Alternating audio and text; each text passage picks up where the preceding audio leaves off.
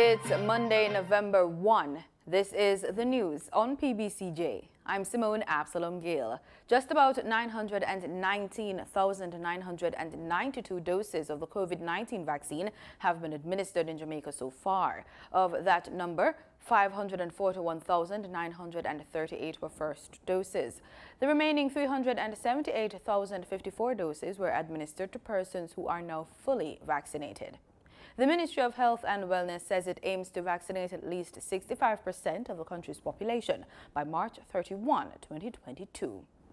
The 7th Regional Platform for Disaster Risk Reduction, DRR, in the Americas and the Caribbean is being held this week. The forum aims to raise awareness of the increasing economic and human cost of disasters in the Americas and the Caribbean, including the special challenges facing small island developing states. Representatives from the Office of Disaster Emergency Preparedness Management, ODPEM, shared some information about the program at a recent think tank. The 7th Regional Platform for Disaster Risk Reduction in the Americas and the Caribbean kicked off on Monday, November 1. It's the first of its kind in the region, and it's being held under the theme Building Resilient Economies in the Americas and the Caribbean. Permanent Secretary in the Ministry of Local Government and Rural Development, Mrs. Marcia Henry Martin, told JIS Think Tank that the event is quite timely. We are aware, some of us have more statistics than others, of the impact of multi-hazards on our economies and our social welfare, as well as the living standards in general. And so this theme will see 8 parallel sessions being convened throughout the session, and it will also see 4 high-level sessions, 2 special sessions, and 5 learning labs to be convened over the period of November 1 to November 4, 2021. The forum is being hosted by the government of Jamaica, the first Caribbean country to host a regional platform. It promises to be a very dynamic and exciting dialogue that will examine areas of social protection, building resilient economies, building back better, green economies, building resilient infrastructure, disaster modeling, and of course, we can't overlook the fact that October 26, a few days ago, we also hosted the Youth Forum, which was the very first in respect of a conference of this nature, and was hosted by Jamaica, and saw participants of a large cadre of young people from the Americas and the Caribbean participating and looking at multi-hazards and the impact on young people in the face of even the COVID pandemic.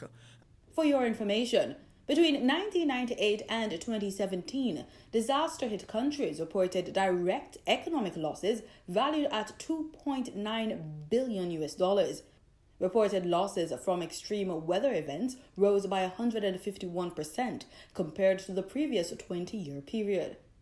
During this event, participating groups will present and analyze the progress achieved at the regional level regarding the comprehensive and inclusive implementation of the Sendai framework and its targets, identifying key areas of success and areas where concerted attention is needed. Deputy Director General of the Office of Disaster Preparedness and Emergency Management in Jamaica, Richard Thompson, explains further. The regional platform came out of the one of the original framework under the then UNISDR, now UNDRR, which was the Hayoga framework for action.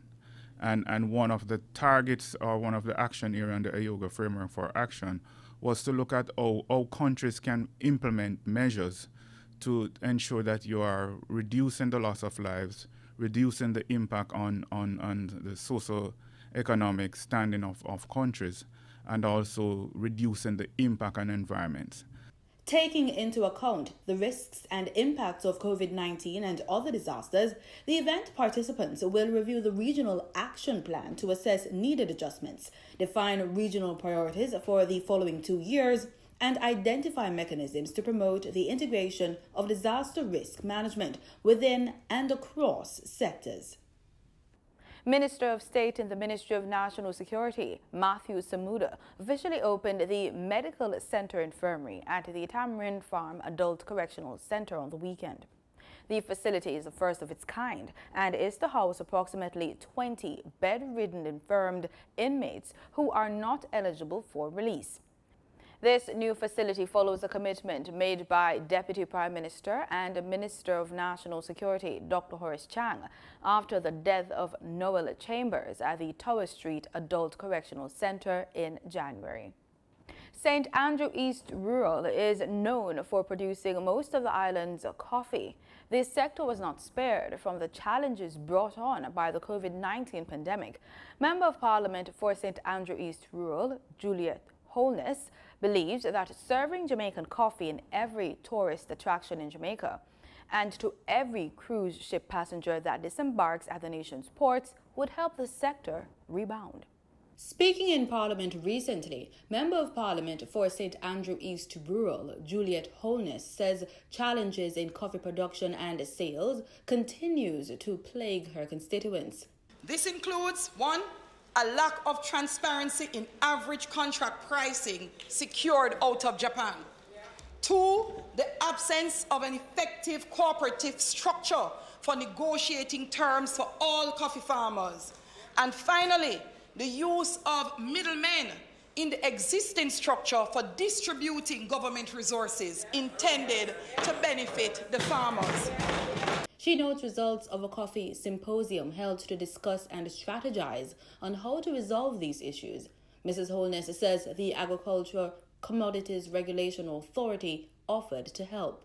I have received some serious assurances that they will explore 1, very meaningful, utilizing their knowledge of the contract prices in Japan to establish a price index mechanism to assist local farmers in determining a reasonable range of prices for their produce. I must say to my farmers, the government does not set coffee prices. This is just to help you have a better appreciation of what the government knows is going on in Japan that you cannot see, to help you to determine what you must push for as a farmer. The Member of Parliament says steps are being taken to help coffee farmers in her constituency rebound from low prices and other impediments affecting their livelihood. In addition, Madam Speaker, to 80 million allocated by the government some time ago for struggling coffee farmers, we were successfully able to negotiate economic support to the tune of $60 million from the leaching donation, which secured a JCB backhoe for collective use of the farmers, 7,000 bags of fertilizers, pesticides, fungicides, mist blowers, motorized sprayers, knapsacks, and so much more, directly, which went to the benefit of the small coffee farmer. According to the MP, more work needs to be done. We have been reinforcing the work as it relates to the supply side for coffee. But on the demand side, Minister Bartlett, we would like you to advocate that in order to boost the demand and to create additional value chain opportunities for the local coffee farmers, Blue Mountain Coffee must be served in every single tourist attraction in Jamaica. Madam Speaker, it must also be offered to every cruise ship passenger that disembarks at our ports. Visitors should not only see and feel the best of Jamaica, but should taste the best of Jamaica. Solid waste management remains a recurring issue in the island. Earlier this year, the National Solid Waste Management Authority, NSWMA, launched an app to report uncollected garbage. We explore the innovation in this rebroadcast report from Marlon Samuels. Approximately 1 kilogram of waste is produced per person per day in Jamaica. This amount is expected to increase by an average of 6% per year. A lot of the garbage ends up in gullies. At times, they are left lining the streets. Poor solid waste management practices are one of the most challenging environmental issues in Jamaica. To properly address the issue of Jamaica's solid waste collection services requires the use of technology. The National Solid Waste Management Authority, NSWMA, has come up with an innovative tool to manage Jamaica's waste collection services. They have created a mobile application to report instances of littering, illegal dumping, uncollected garbage while allowing the user to access waste management information at their fingertips. The custom-branded mobile app is easy to use and offers helpful information to users. The app also allows Jamaicans to communicate directly with them about garbage disposal and collection. Users can download the app by visiting the iOS or Android Play stores and type NSWMA. Users can upload images of garbage in a public space, littering and illegal dumping. Once the image is uploaded, the app sends a geotagger report to the NSWMA. The user will receive a reference number and is able to follow the progress of the case within the app. The app will go a long way in managing solid waste collection. Despite the app, some believe more must be done. They point to the need for more capital resources, public education, and enforcement of solid waste management legislation. For the news on PBCJ, I'm Marlon Samuels. Jamaica's leading stationery and office furniture supply company, Stationery and Office Supplies Limited, recently appointed longtime team member Alan McDaniel as its new managing director, right on the heels of the company's transition into adapting to the fast-changing pandemic market, effective Friday, October 15, 2021. Alan has stepped up from deputy managing director to take the reins from his father and co-founder, David McDaniel. The company also shared that Kelly McDaniel Mushet, former director of purchasing and administration, will now be the new deputy managing director. David McDaniel, the current MD, will remain on the board of directors and support the management team in a consultancy capacity. We now get the latest financial market updates in this quick business report.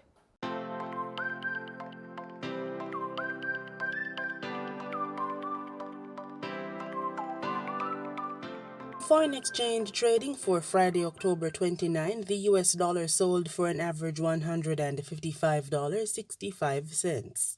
The Canadian dollar ended trading at $126.56. The pound sterling traded for $215.01, and the euro sold for an average $182.77. In Friday's trading session, the JSE Combined Index advanced by 947 points to close at over 408,000 units. Overall market activity resulted from trading in 88 stocks, of which 44 advanced, 31 declined, and 13 traded firm. The Junior Market Index advanced by 42 points to close at over 3,000 units. Stocks advanced for 1834 Investments Limited, Blue Power Group Limited, and CAC 2000 Limited. Stocks declined for 138 Student Living Jamaica Limited, Barita Investments Limited, and Cargo Handlers Limited. Trading firm were AMG Packaging and Paper Company Limited, First Rock Capital Holdings Limited USD, and G West Corporation Limited ordinary shares.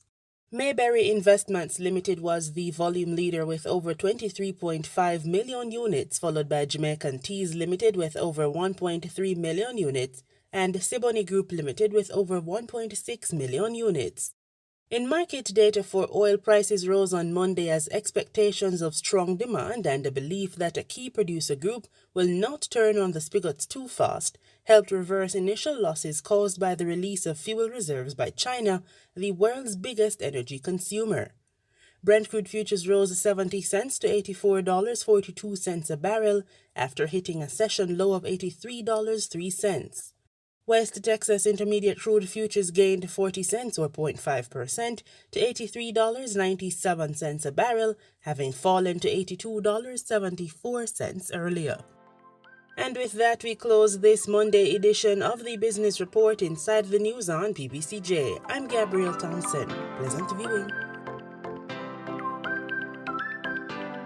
Here are some stories we're tracking across the region. In Trinidad and Tobago, Finance Minister Colm Imbert on Saturday released the full list of basic food items that will be VAT-free from November 1st. Here's more in this report. Finance Minister Colman Bird says he signed the legal notice on Friday for the list of basic food items that will be VAT-free from Monday. He says the full list has since been published in the Gazette, adding that the items in the list are in addition to the items that have been VAT-free since 2016. The list includes apple juice, sweet biscuits, oil, bottled water, sausages, pigtail, condiments such as ketchup and mayonnaise, as well as several canned foods such as tuna, peas, mackerel and beans. The intention to make several grocery items VAT-free was first announced by Mr. Imbert during the 2021-2022 budget presentation in early October. On Friday, the Supermarket Association said it was making every effort to meet this commitment to the nation so that customers can purchase these items VAT-free on Monday morning. It reminded customers that the purchasing power is in their hands, as retailers can only sell goods that customers continue to purchase with high frequency, and added that it is looking forward to treating with the nation's customers in the lead-up to the Diwali period and into the festive season. The zero-rated VAT list also comes days before the Diwali festivities and includes several items that Hindus use on the day, including ghee, nutmeg, coconut oil, soya chunks and roti. Trade Minister Paula Gopi-Skun, along with staff of the Consumer Affairs Division, is expected to visit 2 supermarkets, one in Chaguanas and one in Macoya on Monday, to observe the level of compliance by supermarkets regarding the removal of VAT on specific items. Sonolala, TTT News. The government of St. Lucia has announced the new adjustment protocols for the month of November. In keeping with the declining trend in COVID-19 cases and hospitalizations, officials are moving cautiously to slowly provide relief to the public, especially those who have chosen to get vaccinated.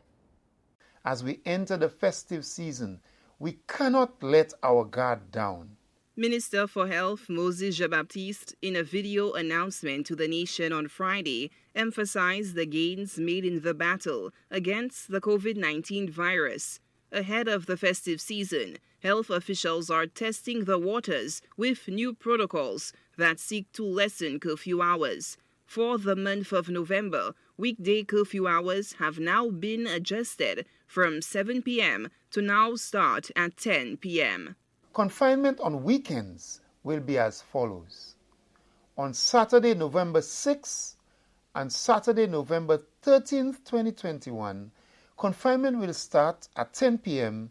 and end at 4 a.m. on the following Monday.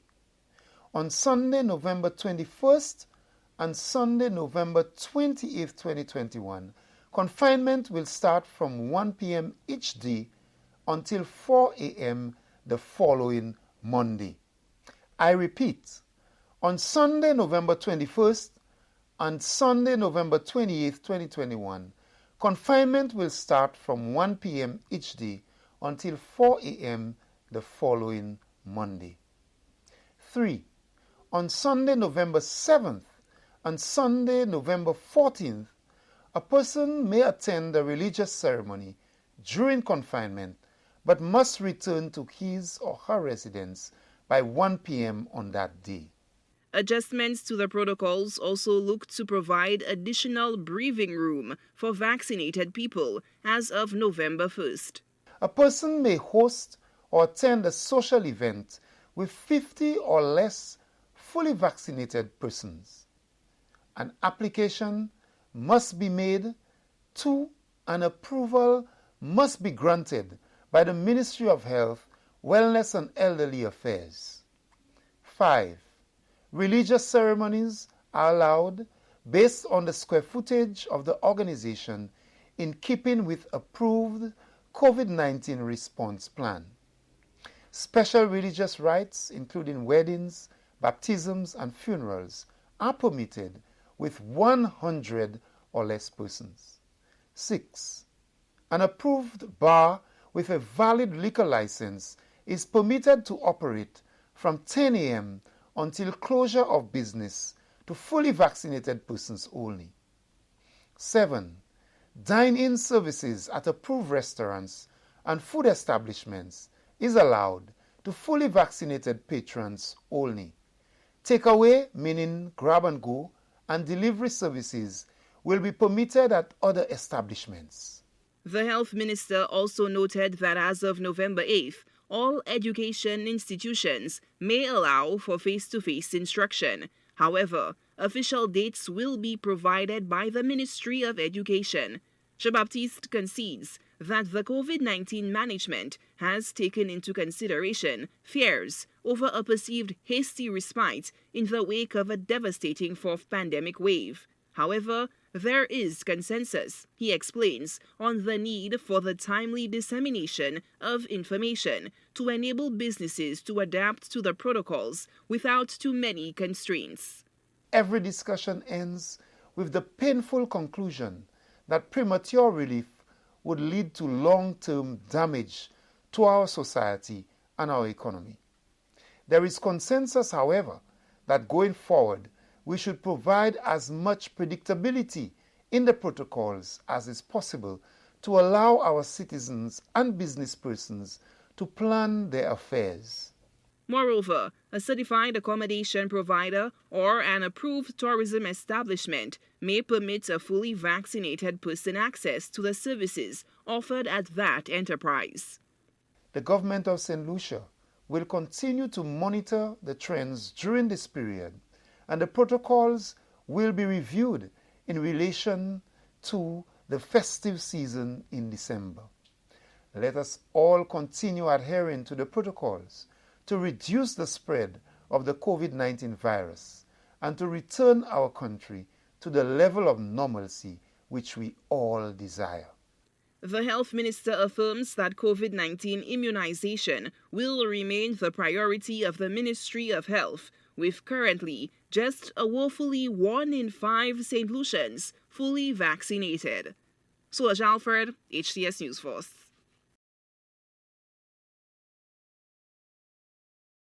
It's that time of year when owners of fishing vessels throughout the state of Grenada are given an opportunity to ensure that their vessels are licensed and properly equipped to operate. We get more details in this report. Annual inspection of registered fishing vessels begins on Monday, November 1st. This will be carried out at 16 locations across the state of Grenada. This is to ensure safety and compliance. Chief Fisheries Officer George Phillips says Section 11 of the Fisheries Act 1986 mandates the license and certification of vessels before they can commence or continue their trade at sea. It's imperative that all local fishing vessel be inspected, and that certificate that will be issued upon successful completion of inspection is valid for 12 months. Without passing inspection and having a certificate that will give you a license, a fisher folk will not be entitled to fuel rebate or concession. And at the same time too, you'll be breaking the law, because to be able to go out in our waters, you must be registered, you must be licensed, and one of the conditions for getting a license is inspection. Each vessel must be equipped with adequate functioning equipment to pass the inspection. Like jackets for each fish on board. Day and night, you should have smoke-handled flares, canister orange. You should have a supply of matches, VHF radio, handheld base mount, compass, handheld, bailers capable of removing water from the vessel. You should have a minimum of about 3 O's. You should have portable global positioning system, or also known as GPS, working navigational lights, mirror reflectors, spare tools like spare plug or spark plug. Vessels 10 to 29 feet are required to pay a license fee of $5, while those 30 feet and over, $15. Christina John, GBN News. In sports, the Jamaica Olympic Association and the Guatemalan Olympic Committee recently inked a historic agreement. The Sports Cooperation Agreement was signed in Greece, where national governing sport committees of countries worldwide gathered for the 25th General Assembly of the Association of National Olympic Committee. According to Jamaica Olympic Association President Christopher Samuda, quote, the signing of the agreement signifies the abiding commitment of the JOA and GOC to deepen our already strong bilateral relationship under which athletes, coaches, administrators, and member federations will be the beneficiaries of initiatives of capacity building and institutional strengthening in research, training and education, sport-specific skills, and the sciences and technology of sport, end quote. And that's our package. As we always say, thank you so much for making it PBCJ. Remember, we are the People's Station.